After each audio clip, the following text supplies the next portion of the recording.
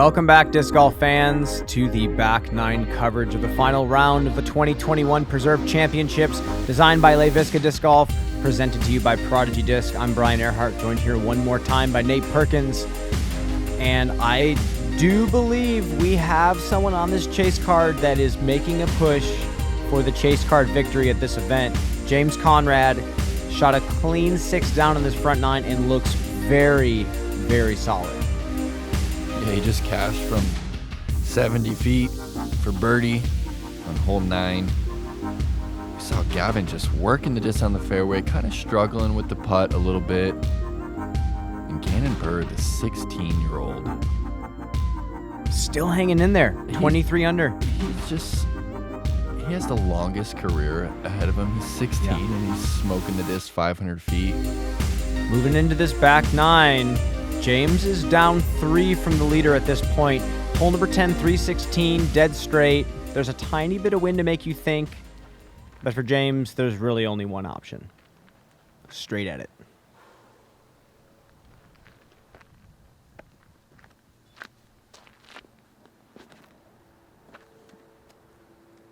Ooh, he kind of went little Anheuser to flat. Put his just on the edge of circle 1. This is a play that a lot of players were going for. That looks fantastic. Great shot there from AB. 20 feet.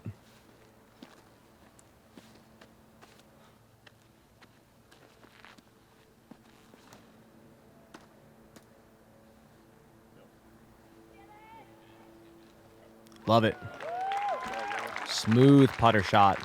Just so flat.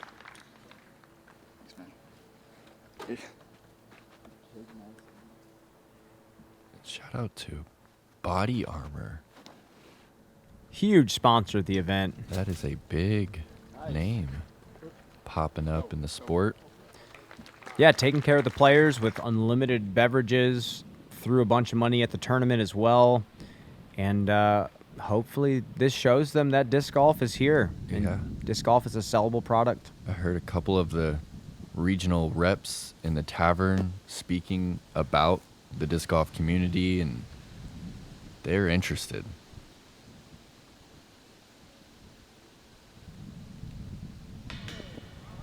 No, and it was just low out of the hand, just didn't quite get that extension.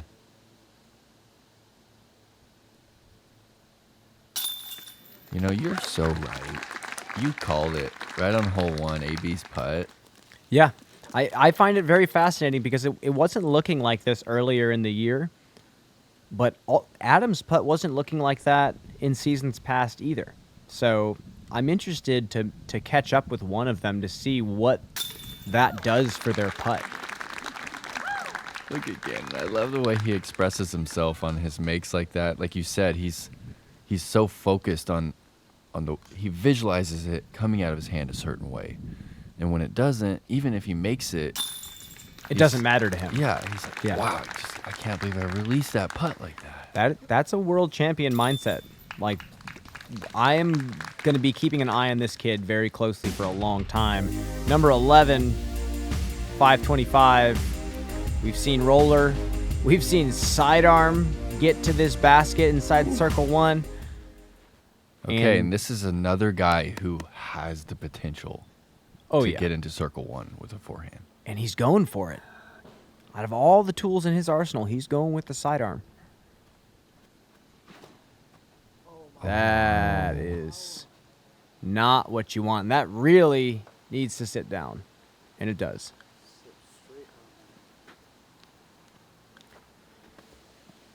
Gannon has gotten close to this with an air shot, and I think that's what he's doing. Just a smooth hyzer flip.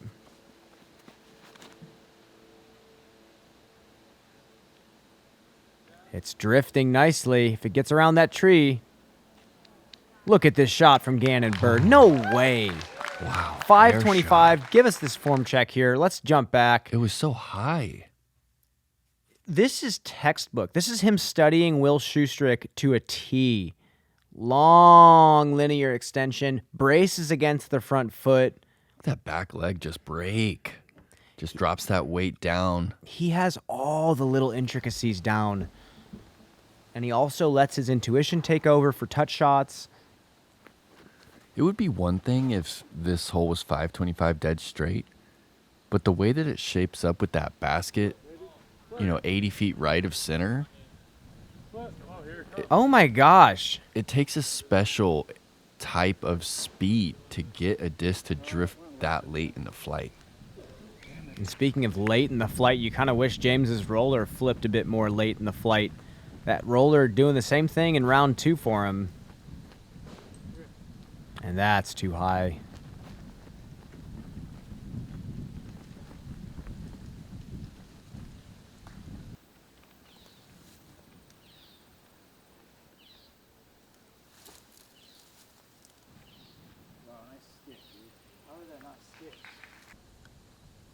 Circle's edge for AB.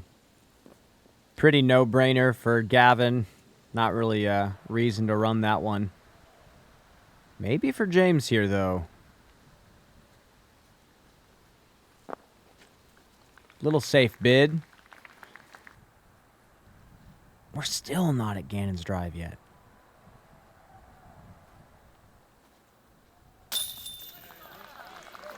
Great par save from AB.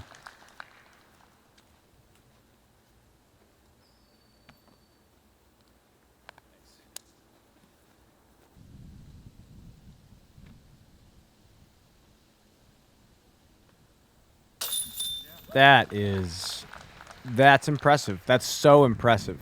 To control the hyzer flip, to get it to pan right that long around the tree. And like you said, if the basket was straight ahead 525, the shots being thrown at this would be totally different. Just being a little off center makes the hole so different.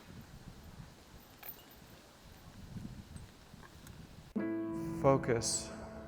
Get rid of any of those pressure thoughts and really center yourself, like where you're at and the shot you're throwing.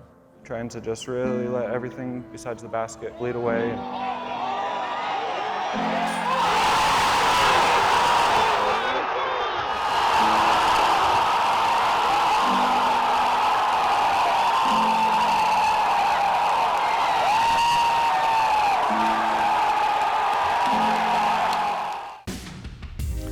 Hole number 12, 330, low ceiling, subtle hyzer to the left. That big tree the drone just passed on the right is usually the one that catches a lot of stray shots. Because it's such a subtle hyzer, a lot of misses tend to just flip and go a little too straight. Gannon's going with a mid-range, it looks like.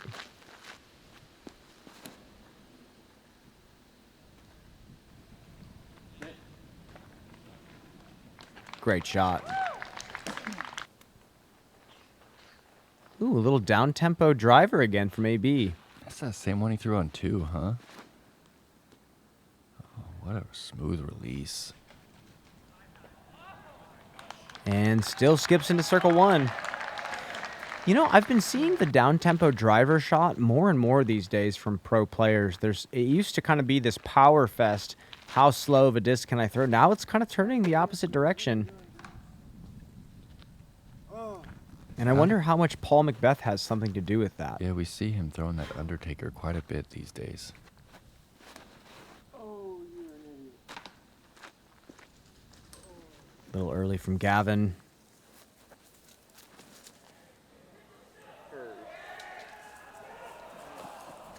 Oh, kind of nudges AB's disc right there. Oh, and James going left side. This is a little tricky.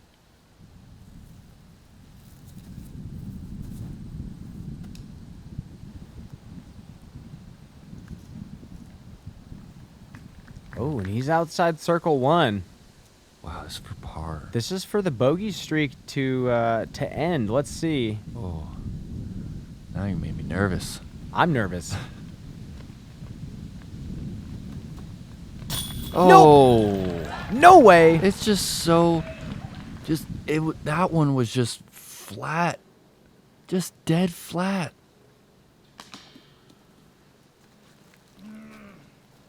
And I've asked James a number of times if he visualizes the exact way that he sees the disc going in. You know, sometimes you just have a general, like, okay, there's the basket. Yeah. I'm going to put it that direction. And James is a player who each time he putts, it's situational. He's not trying to putt the same exact way he made another 40-footer. It's all different every single time. Every single time different is line. different. And he says that when he draws it in on Annie, that's not just happenstance, that he is intending for that disc to be drawing in on Annie. Hole number 13, 329, playing us one of the easiest holes on the course. Today it was the easiest hole in the course, and I think it's partially because there is a little wind pushing off of the river, preventing from any extreme skips from happening. So just throw either a power sidearm like he's throwing. This should be great. Yeah, you get kind of a more subtle skip. Or even the backhand, if you wanted to throw it, actually isn't bad with this wind. But AB's going with the sidearm.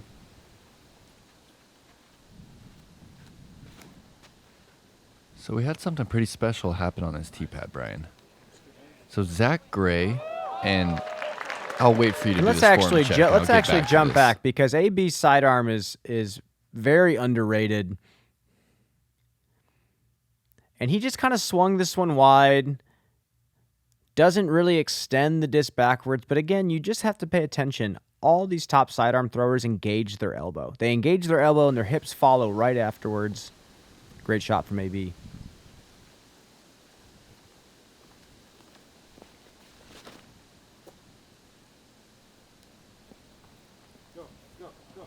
So Zach Gray and Kev Jones performed on Sunday night after the event. There were 100+ people, including a lot of disc golfers. And there was a couple at that performance, spectators, who announced that they got engaged on this tee pad Really? on Sunday. It is one of the more beautiful tee pads we have in this sport. Absolutely beautiful.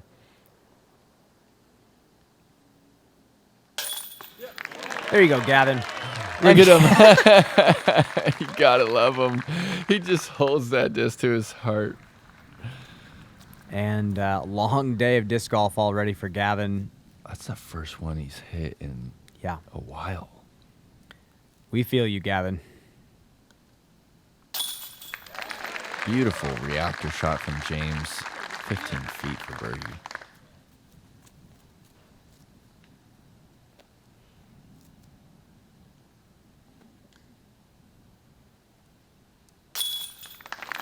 And as you see, Gannon has moved ahead of James. He is 27 under par, and he is in solo 5th place, moving into 14.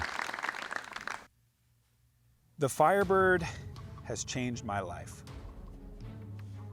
I think that without the commitment shown to me from Innova to make this disc in 2015, I would never have made the leap to take my game to a level where I can call myself a US champion, a top 10 player in the world. In my mind, the Firebird is the greatest disc ever made. All right, hole 14, 697. We've got OB all along the left side, a pretty dense tree line on the right. And this is one of the most exposed greens. Probably the fastest green and the one with the most wind. Yeah, you want to push this drive far up there because you want to come into this green with a slow disc. Huge drop off behind the basket. And Gannon is on the right side. He should have no problem, either a sidearm or putter backhand to the basket. AB going Halo Destroyer. He's going to open up on this one.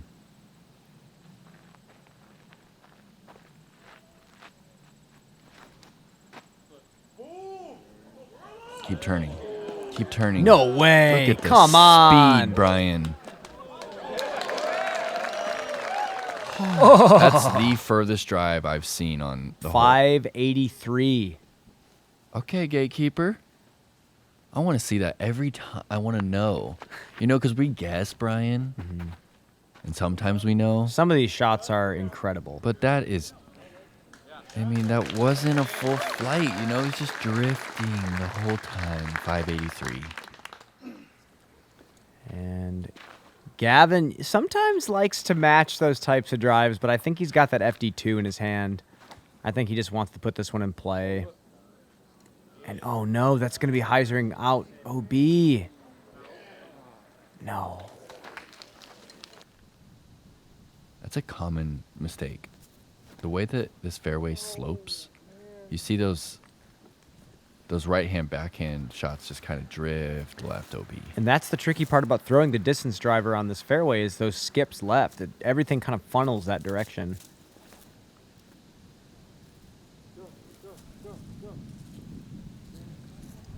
Yep. Inside circle 1 for James. You can hear him asking for it to go, though, because he knows he doesn't want that circle's edge look. What's this tough open hips right here? Tough forehand stance. He is feeling it right now. That's going to be for his 5th birdie in a row. And AB just kissing a pig right there. Kissing a pig. Kissing a pig. They're going to get me on that one. Don't ever say that again, Nate.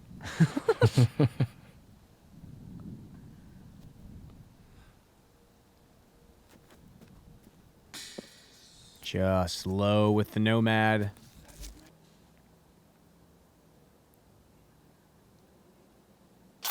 Yes, Gannon. Let's go, Gavin. Almost called him Gannon there. And he has hit 2 solid putts in a row.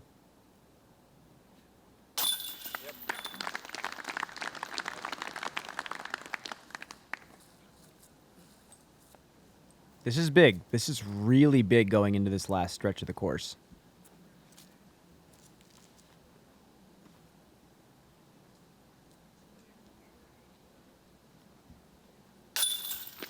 Five in a row.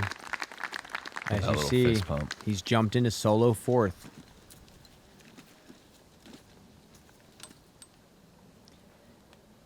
The rest of these holes, 15 through 18, are all very birdieable, 18 being eagleable. You never know what can happen. Hole number 15, 738. Just blast a hyzer flip through that uphill gap and come into the sloped green with as slow of a disc as possible. Let's see what Gannon has here. Looks like he's got calm conditions. The flag's not blowing that much. Ooh, he goes flat. If that gets a flare, it's going to be big. Perfect. This is the trickiest tee pad out here. Couple different surfaces going from on these little bricks to downslope on the sidewalk to an upslope. That and the hill and the little gap it's the hardest part of the hole. Because once you're out the gap, it's a pretty simple approach. No OB. Yeah, you see James is going to go super aggressive. He's going hard turnover out of the hand with this one.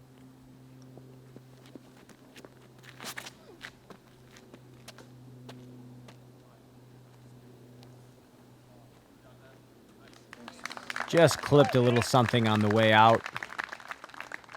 Still has a look for the birdie. Gonna be a long one.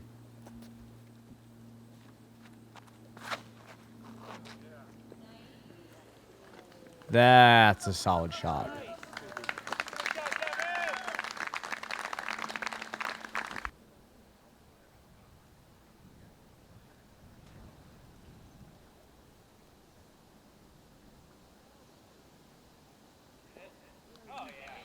Okay. Circle 1 for AB. And James got farther than AB did.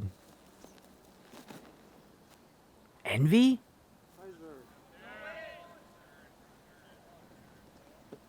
Wow. That's a long Envy shot. It really was. It was easily between 350 and 400.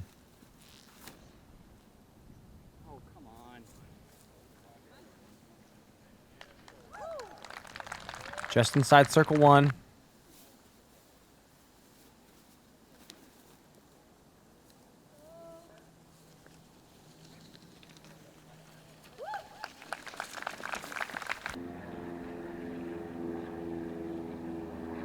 Wind is gusting here.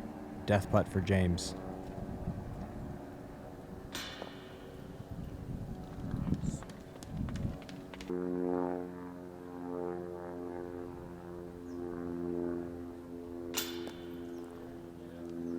Another low putt. Let's see if Gannon can capitalize and take his 6th in a row. And he gets it. Wow. That's a streak. And he's got momentum moving into these last 3 holes of the course. Is it just a double turkey? Yeah, there's no name. There's no name. There's no name. There's no name. Where does the name turkey come from? You know, as a bowler, I really wish I could tell you that. Yeah, but I thought you would. And for I've looked sure. it up in the past. It just never. It probably wasn't that good of a story, unfortunately. It's got to be related to birdie, right? No, it's a bowling. In this game, preparation is everything. Success is not by accident. Because you know, the course plays no favorites. In this game, detail matters. Idio Sports. Hole number 16, 374. Swing this drive wide to get a kind of a dead skip up to this green. You do not want your disc landing on the green or else you're skipping to no man's land. This looks pretty good. Backside of the green, that's actually exactly where you want to be. No death putt from there. And he was able to just take that so wide and still cover the ground. Yeah, that's the trick on this hole, is making sure you're skipping on the lower surface. It's a little bit too wide.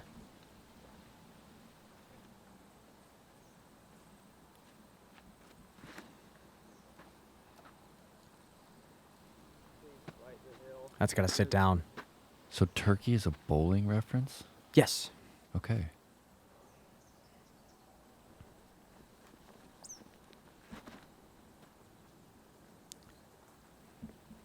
James going a little lower. Edge of circle 1. I've kind of spoken before how high-level disc golf is kind of approaching bowling in some aspects where, you know, we're trying to play perfect. You know, Yeah, they've got that book, darts, golf bowling. is not a game of perfect, but it's getting there at the top level. Disc golf is getting very, very close to that point. It's like, you know what a 280 is like a 15 down, Yeah, and we're seeing those like pretty regular. yeah, a lot.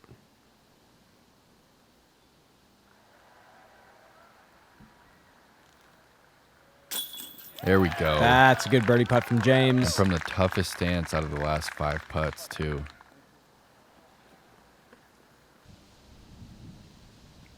For 7. Wow. He is Is he birdie feeling the it. whole back?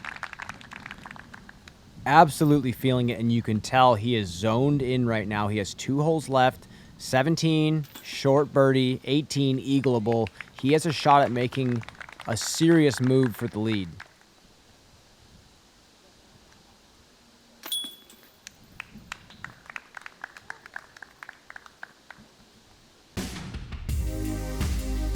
Speed control, hole 17. Elevated pin. It's so simple. Kale loves this hole because anyone can do it. But you've been throwing bombs all day, and you got to slow it down. You have to hit a gap. It's right there in front of you. And there was a hard right to left crosswind, which actually is the worst wind you can have on this hole. Look at that. Gannon, he birdied 7 holes in a row, and he just has to get up and down from 240, and he's got a 55-footer. James fighting the crosswind. That's got to sit down. And let's just check out James's putter throw. Not much to be said. It's just a thing of beauty. Let's witness.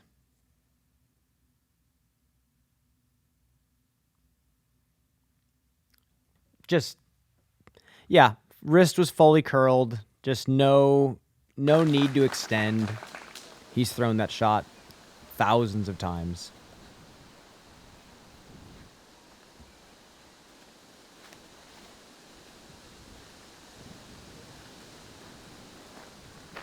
Gavin puts his to circle's edge. It's going to be a tough win putting from there, though. AB throwing what I was hoping other players would throw. Fight the crosswind with an overstable approach disc.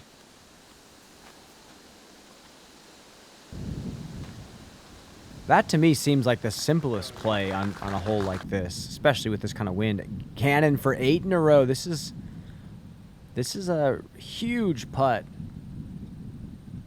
Wow. Disciplined. Yeah, that's a little surprising, but I can't knock him for it. No. Yes. What a floater into the headwind. Slowly picking up momentum. These birdies matter down the stretch. Couple strokes these days could mean 10 spots on the leaderboard. Yeah, the scoring separation at this tournament was pretty wild. You know, like you said, a couple strokes could be, especially further down the leaderboard where there are all these huge ties. One stroke could shoot you up 20 spots. James with another birdie.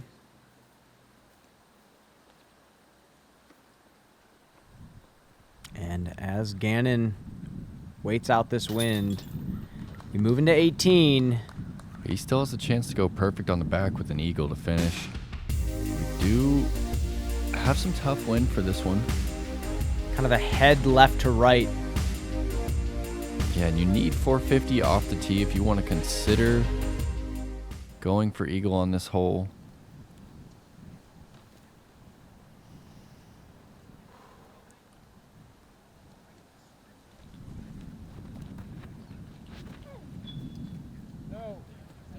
Oh, he doesn't like it. He really doesn't like it. No. And that's the miss that you just don't want. His bogey streak, Brian. Never say never. He is not out of it, but he did go OB pretty soon. I think he has to go to the drop zone. That's right. You proceed to a drop zone, which is still 700 feet away. AB loves this tee shot. He's looking to go past the green on this one. Holy cow. Get to the sand. Oh, he does. What? That's so far. That is so far up there. Into the headwind. Oh my gosh. He's going to have a hyzer. Let's see if let's see how Gannon's arm speed matches up with AB's right here. Okay, a little nose up, a little hyzered. Pretty conservative. I feel like Gannon's distance comes from his knowledge of angles and flip points. He really doesn't seem to throw that fast, but he is so good at putting clean spin on the disc. James from the drop zone. Here's a look at it. He's out of the lead, but he does have a shot at continuing his... Stay out of the sand. Oh, no. And that's a good shot, but it just curls into the sand, and it makes that approach so much more difficult. So much more difficult. To find your balance out of that sand. So Gannon is going conservative over the right side. Super conservative play. He'll get the birdie. No eagle for him, but still a fantastic showing so far.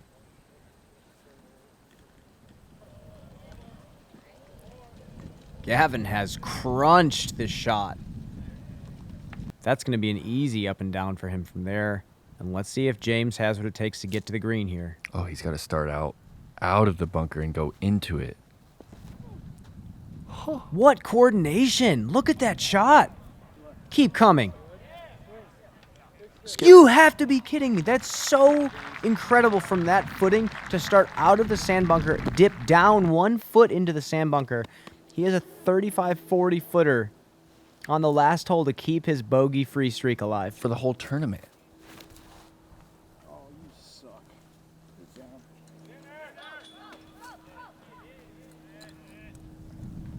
And AB has to sit down.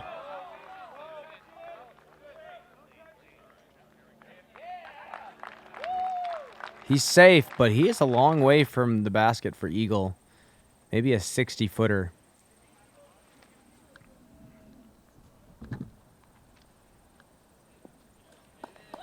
And that's parked, and I have to give a shout-out to Gannon. That is some serious poise he showed. He's going to go 8 down on the back 9. Just the ability to string together that many birdies is impressive. And this is for Eagle.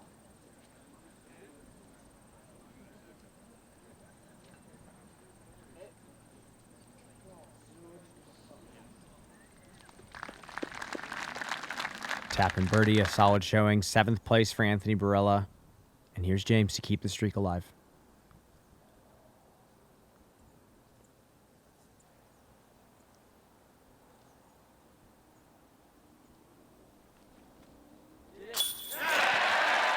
Unbelievable, Nate. Bogey Let's free go. tournament. Gatekeeper rewind. Look at him run it in.